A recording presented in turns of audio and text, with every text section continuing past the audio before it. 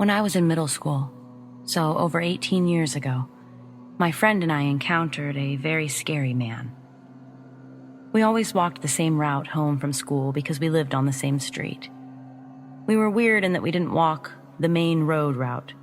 We liked to avoid having all of the kids on the bus pass us and yell embarrassing things out the windows as they did. Our preference was the side streets and the back alleyways. The alleyways connected to the backs of the homes on the main street. We weren't really supposed to take this way per our parents, but there had never been any issues with us walking there before. But on one particular day, we ran into a problem.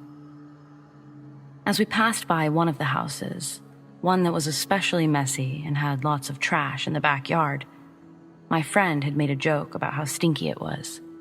We were kids after all. Then, we heard the sound of an older man yelling out. At first, we stopped because we were startled to hear someone, but what he had called out was, "Hey, you little bitches." So we were also confused. He was a large man, and he wasn't that old either. I remember thinking that he looked like my dad's age, who was in his 40s at the time.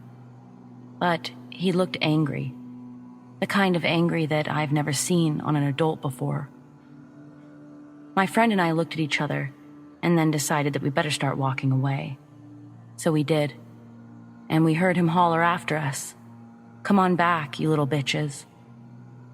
We started to pick up the pace a bit. We weren't that close to our houses yet, but we knew the area. As we continued walking, we no longer heard the man yelling after us. We decided that at the end of the alleyway, we would make our way back to the main road. But as we actually approached the end, our path was blocked by an old brown and tan pickup truck, and the driver was the man from the alley. He was sitting in his truck, and he stayed there for a while, staring us down with his empty eyes, revving his engine and twisting his face from anger to amusement. Then I saw the man reach over. I had no idea what he was going to do, grab something, put the car in park and get out.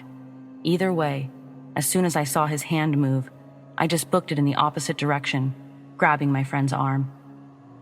Within moments, we could hear the sound of a truck coming up behind us.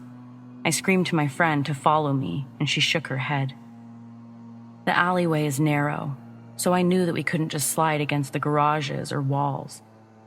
So I looked for the shortest fence that we could find to climb over. I saw a garbage can, and both my friend and I hopped up and over that random fence. The man didn't stop his truck, but he did yell as he passed by, "I'll kill you, you little bitches," followed by several honks from his truck horn and other incoherent yelling. My friend and I were ducked behind a small shed in someone's backyard, trying to catch our breath. We weren't sure if we should knock on this person's back door and tell them what happened, but instead, we just got out of there, the same way that we came in, but this time, we booked it to the other end of the alley, hung a right, and walked the extra long way home, this time, and every time after, on the main road. It's insane how much we can fear our parents as children. I never told my parents about what had happened because I was terrified of getting in trouble for taking that route home. And my friend didn't tell her parents either. My family moved before high school, so I don't know if she ever did end up telling her parents, but I told my mom just a few years ago. She and my dad were completely shocked that I'd never told them. But even 10+ years later, they were pretty mad at me. Of course, they couldn't ground me now. Nowadays, I teach kids that aren't much older than I was when all of this happened.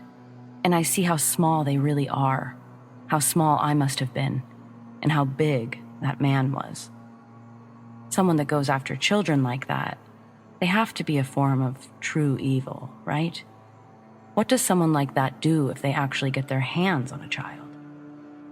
Moral of the story: don't talk shit about people's property, stay out of the alleys, and listen to your parents, because you never know who you're going to encounter out there or what they might do.